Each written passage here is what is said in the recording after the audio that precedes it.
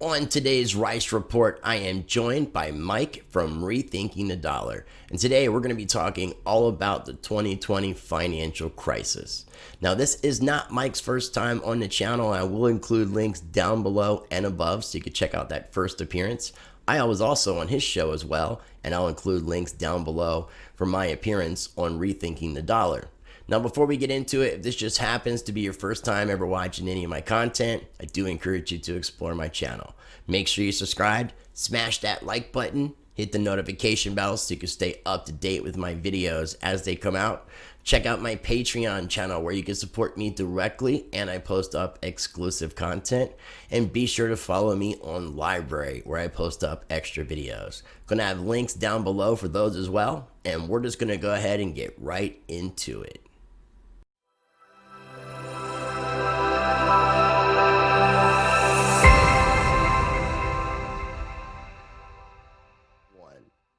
On today's Rice Report, I am joined by Mike from Rethinking the Dollar. And Mike has been on my channel before, and I've been on Mike's channel, and I'm going to include links down below so you can check out those previous episodes.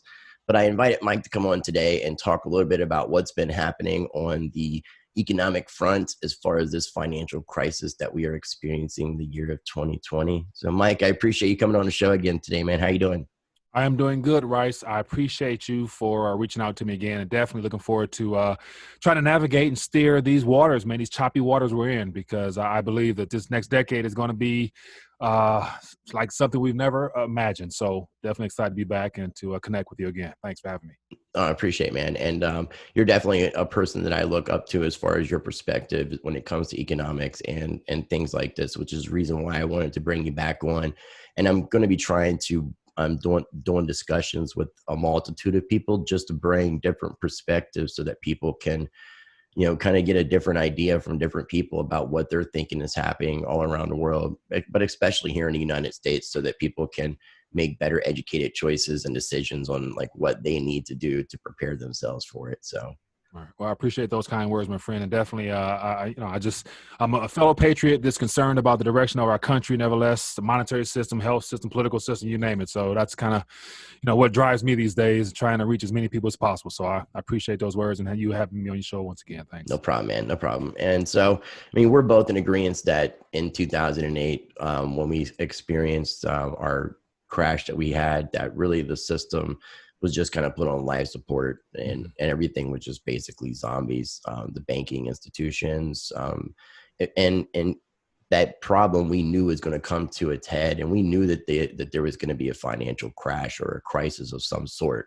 We definitely, a lot of people who study economics have been saying this stuff for quite some time, especially since 2008, after all the quantitative easing. And so last year we started seeing kind of a little bit of that kind of surfacing with the inverted yield curve, and then the repo markets, what was going on with the repo markets. So we already knew the direction, and we knew that we were kind of getting faster to that point of crisis. And then we go into 2020, and then we have this situation that happens. We have a virus, and this virus is now being used as a scapegoat for all the economic problems that we've been having, as if they never existed prior to the virus coming into our lives. And with all that being said, now we've got like almost like QE infinity going on, multiple stimuluses or stimuli. I don't know how you would say that. The PPP, special purpose vehicles, record number unemployment, all-time highs in traditional markets at the same time of record number of unemployment, which seems like an oxymoron. So yeah, I'd really just like to get your overall thoughts on like what's happened based off what I just said, and where you think that we're kind of headed in the short term and then long term. Okay, well, once again, Rice, you pretty much summarized it right there with everything we're facing. But I think on the bigger picture, the macro side of things, it all has to do with the great reset or restructuring.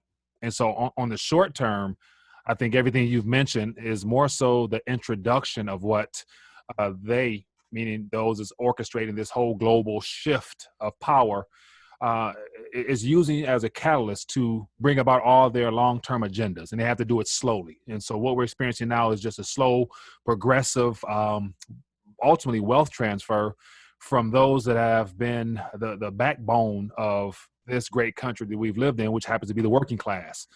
And so out of the things you mentioned, the ones that suffer the most happen to be those that fall within that working class pay range from, as they say, you know, what is it? The majority of the unemployed happen to be those that make under a certain threshold, but then you have all the white collar workers, which fall in that middle tier, which are experiencing the most change. Right, correct. The middle class, they're experiencing the most change because of the shift on many fronts from how you know, we will work moving forward. They're redefining work. They're redefining what we consider our currency, with all of these special things that they're, you know, doing amongst the Treasury and the Federal Reserve, collaborating for the first time ever in 100 years or so to this magnitude. And then you have also on a political front, we have basically a left-right war going on, all surrounding this current presidential cycle, which, depending on how things play out, could be the last of the republic that we've known, because I think a part of that in the long run is a restructuring of how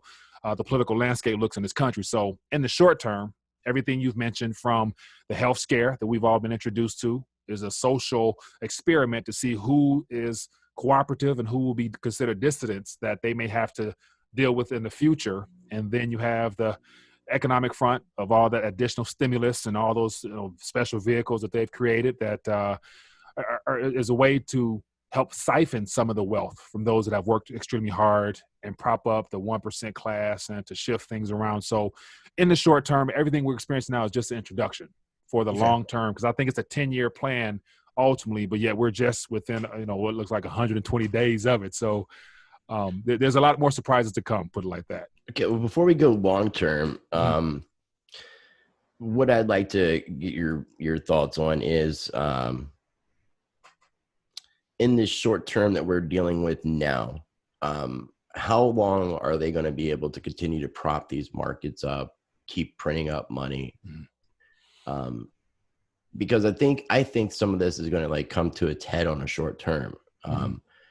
And I've gotten varying opinions where some people feel like that they could essentially just be printing their way out of this for quite some time and just constantly reevaluating the money, like you would see like in Venezuela or Zimbabwe, where the large bills buy something very small, like it's like $1 trillion bill buys like something very minuscule in Zimbabwe. Right. And I really don't think those notes are even in circulation, because I have a couple here, and they're more so collector's items or reminders of what happens when, you know, fiat currencies return to their intrinsic value. But yet on a short term, I'm of the mindset that, you know, this current experiment that we're under now, as far as a central bank constructed monetary system based upon the extension of credit and issuance of debt through in the personal private sector, the government sector, you name it, I still think they have a lot of life left, man. Like, you know, Jerome Powell has made it clear that, you know, they haven't really even tapped into the full capacity of their toolkit. And so with words like that, lets me know that they are capable of throwing out some things that we have yet to be able to even comprehend. And so the obvious is that we talk about, you know, they're talking about trying to control the yield curve on the long end of things, which is ultimately a form of negative rates. And then also we're talking about the Fed funds rates. You know, we have a president that's just calling for negative rates. So that's stuff that we are kind of been told about. And that right there could all transpire within the next year or two, which could buy them time on top of whatever surprises might come along. But I think my personal opinion is that with the creation of, I think, a total now of 11 emergency facilities, as they're called, or special purpose vehicles, and all those acronyms from MCC, PPPL, all those things they put out there.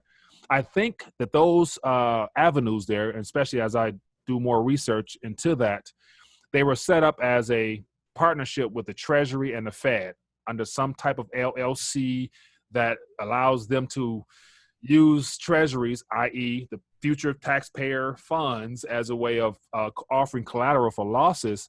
And so I think that those windows there are just the opening for what they're going to do in the future. Okay. And so they fronted or provided an excess amount of liquidity to to prop things up in the last 90 days or so. And now we're seeing the Fed's balance sheet go down a little bit, and stuff is starting to die down a little bit. So I think the goal was to provide more than was initially needed to buy them time, which could probably get them through the rest of this year, heading into the next year, anticipating that second wave and all those other things. So I think they overcompensated for this initial bursting of the piping system to buy them time for future injections through those same windows, which can then, go through the. No, it's very well quite possible. But now, I've mentioned this before the last time we talked, and I definitely, since it's been a couple months and we both have had time to look into different things, and maybe some of our perspectives have changed. When you mentioned things about the Federal Reserve and the Treasury working together for the first time ever, there's a lot of people that, and this, this really comes a lot from like the QAnon camp, but that is a very large group of people. There's a lot of people, even if they're silent about believing in what Q's about. And a lot of the Q talk is that the Federal Reserve has been put into the Treasury, and then that just part of the Treasury is now part of the United States government, and that technically Donald Trump would be the chairman of the Fed. Right. And I know that right now that the Federal Reserve is directly reporting to Steve Mnuchin, who's the head of the Treasury. So do you think it's possible that maybe that they're trying to get rid of the Federal Reserve and maybe go back to like a sound money principle and backing by gold, silver, maybe even a multitude of precious metals? And would that get us out of the situation that we're in? Ah, man, great question. Great thoughts there. And so I would like to say that I believe that is something that is happening behind the scenes based upon what we've been shown. But problem with that is that I usually would look at things on the surface and then also look at the complete opposite of what that really could signal.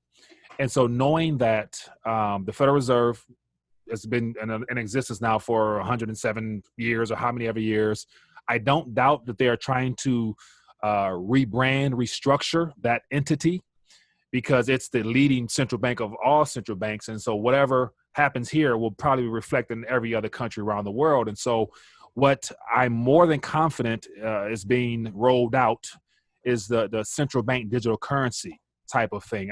I don't believe that the powers that be, those that orchestrate the too big to fail banks, all those that's intertwined in this current paradigm, want to go backwards in the form of offering the public, prior history of the importance of preserving purchasing power through things outside of what they can control and manipulate outright.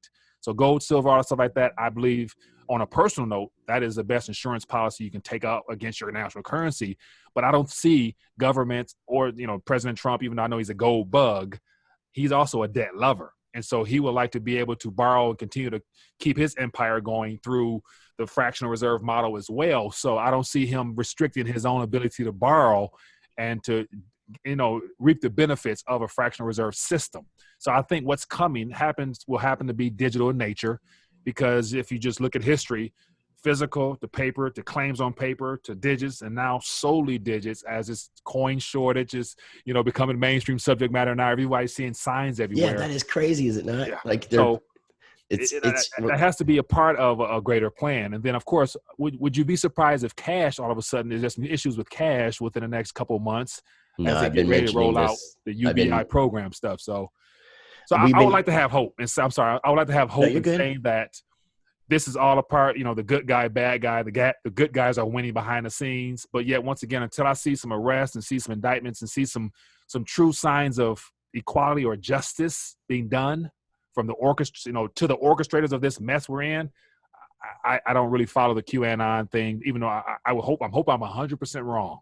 Right. No, I'm in a complete agreement with you. I'm definitely a wishful thinker in this situation, and I'm hoping that this is like what is actually transpiring, because I don't want us to kind of live in this 1984 world that we're going in the direction of. And so, yeah, but I am, losing patience as well. And, technically when it comes to the things that we're speaking about with the elections being right around the corner, I think that, if something's going to happen, it's going to happen within the next few months or there's just no point in talking about it no more, because it's just, then it's just, it feels like just smoke is being blown up my butt. And I really don't like that when I don't want it. So Yeah.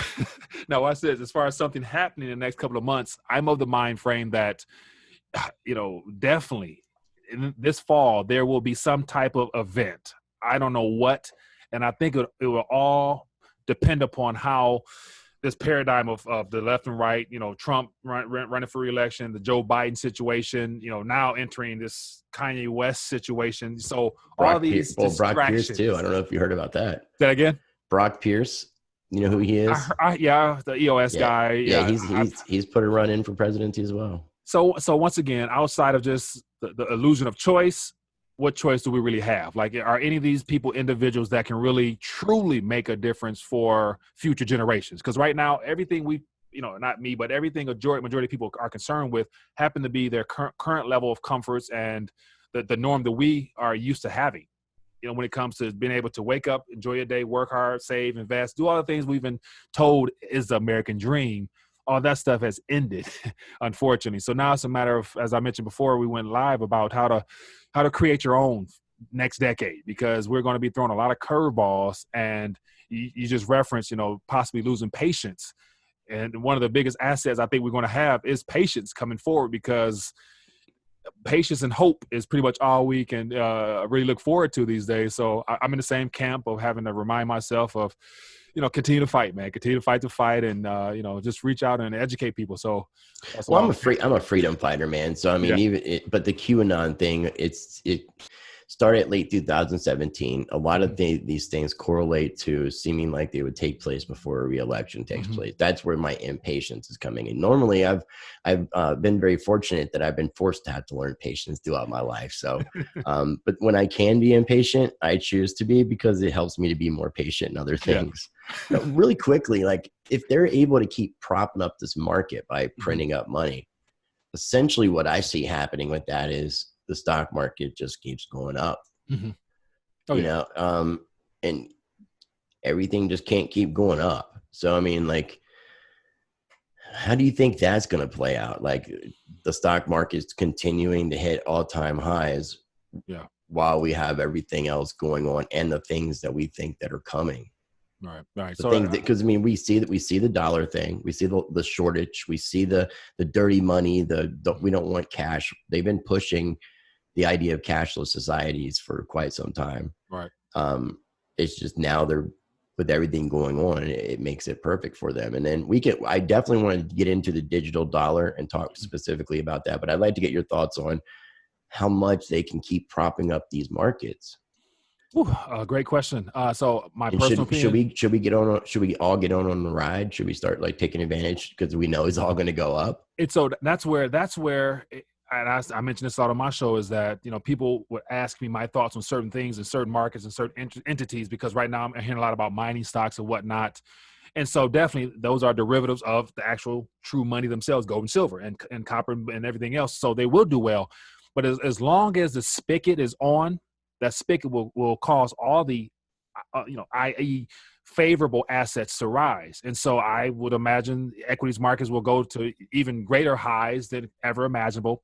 But one thing I tell people, that it's all denominated in a currency that's coming towards its end. And this is where I try to get very, very specific on my words, and saying that the Federal Reserve note, and I preface this by saying all dollars are not created equal. And so we use the word dollar very generally, because that's what we've known as and what we use as our national currency. But actually, it's a Federal Reserve note, i.e. a liability between the federal government and the central bank, our central bank. And so it's what we've used for legal tender purposes. But there's a lot of alternatives brewing up nowadays, and so rice crypto. So there's all types of alternatives that people are getting into outside of gold and silver. So my personal opinion is that unless you know how to trade these markets, I consider investing ultimately dead. Like, I don't really consider, what's going on with Robinhood to be investing. I think, it's literally gambling, or we're being told a narrative that it's young kids out here trying to take stimulus checks and turn them 10 times over. Or it could be another vehicle that the Federal Reserve is using through another LLC of theirs to prop things up, to make it look like There's activity in the market. We have a new investing class of young millennials getting in now. So we're being fed a lot of hot air. But as long as the spigot is on, expect everything that's already overly inflated to continue to rise until it cannot anymore. And that's what's the final pin that pricks the ultimate bubbles of bubbles that we're experiencing? I don't know. But yet I think a lot of that will come to fruition as we move further into this political cycle, because I would imagine if Trump is the true disruptor that he ran upon and make America great and all the things that he's done, good and bad behind the scenes, if he's the real deal, then I would imagine that they will not let the markets go past his this presidential election, because they don't want any type of chance of him taking credit for that. So between now and then, there's going to be something happening. But I think they're going to turn the spigot up even higher with those toolkits. So it's gambling nowadays, man. I'm very leery of it. I try to minimize my risk as much as possible. That's smart, dude. That's smart. And I mean, that's great perspective. And I appreciate you sharing, because I'm sure a lot of people will find value in what you just said. And the last thing that I wanted to kind of focus on is the digital dollar that we talked about. Now, we kind of touched on it the first time me and you talked, and I'm not sure if we talked about it on your channel or not, but there was two different House bills that were being introduced that had digital dollar involved in it. So it's not quite there yet, but it's been already introduced in our government system. It's been put out to the media. The seed has been planted. So, I mean, we're definitely going in this direction. And the one thing that I want to let people know about this is right now, I mean, a lot of our monetary system is electronic, and it's just digits on a screen, because there's not as many bills out there as there are digits on a screen. Right. But because we have cash, we have options to have a little bit of privacy.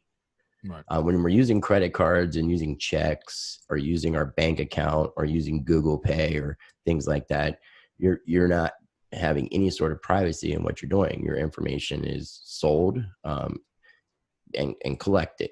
Right. So now you got a situation where they're talking about, like we mentioned, the possibility of ending cash, shortage of coins. We're running out of money. Because you keep putting money on the screen. And it makes sense. And now we're headed towards a digital dollar, which absolutely zero privacy. You have no privacy in anything that you do that involves spending money. And I don't think people realize quite yet how important that is. Mm-hmm.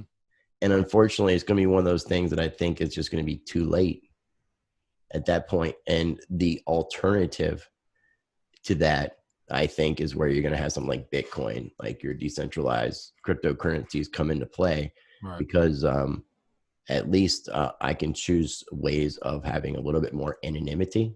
Right. I'd rather be pseudo-anonymous than completely traced and tracked and have no privacy. At least pseudo-anonymity gives me a layer, some sort of layer of protection. And if you know enough about cryptocurrencies, there's a lot of different things that you can do to change that whole element up. You can use shufflers and mixers and mix up your Bitcoins, and they're not the original Bitcoin that you had. Yeah. So it's not as quite, it changes the game, and things like that I think are going to be attacked, and they're going to try to make sure that people can't use those things. Right. But I think that once we go that route, people are going to start waking up more too. Right. So I definitely would like to get your overall thoughts about what you think about the digital dollar and how soon you think we might see it. Okay. So my personal opinion is that the digital dollar ultimately is just a rebranding of our current monetary structure. I don't think it's necessarily about the digital dollar as it's being labeled. You mentioned those acts. We got I think the Heroes Act and the Boost Act, which refer to the digital dollar specifically, and then there's projects off of that or whatever. And so outside of them sowing seeds of what they would like to usher us into, I think it's more so just the payment structure and how they will like to basically use technology to their advantage and keeping us still locked in step in their paradigm of a centrally controlled system. And so ultimately digital dollar is just, a name for what we already currently have. As you referenced, 98% of activity done in the financial realm is already in digital form anyway. So I think it's just more so a rebranding, and it will be hard to sell it unless they had some other things out there that resembled the nature of going solely digital, which happens to be the cryptocurrency space, as well as all the other new and exciting opportunities of earning interest and things like that with the DeFi, CeFi, and all those things out there as well. So that's a good way of getting people groomed to the idea of, using your phone as opposed to having to go down to a brick and mortar store, because all those things are coming to an end anyway. Yeah. But then again, at the end of the day, it's going to be about them being able to actually have more access into your life and provide you less options on how you can maneuver in this world that's going to be even more interconnected as everything becomes smart and 5G goes up and we're all constantly going to be online. That's the ultimate goal. And so to me, that's the ultimate form of slavery. When you are literally, they can see everything, know everything, and hear everything you do.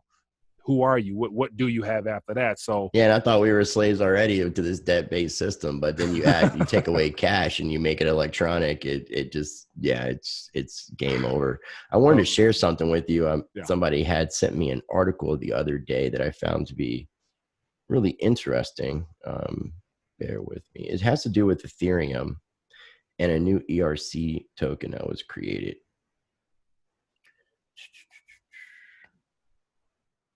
It's very interesting though. It's like an ERC 1404 and it's SEC compliant. It might even have something to do with the SEC, may have some involvement